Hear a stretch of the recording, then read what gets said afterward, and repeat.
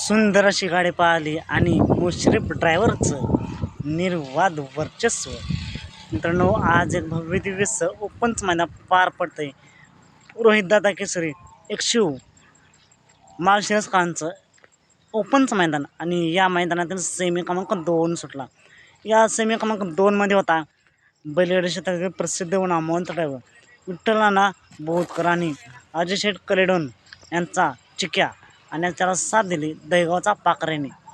नक्की काय घडलं, कोण झालं फायनलसाठी पात्र, तर कोण झालं क्वार्टर फायनलसाठी पात्र.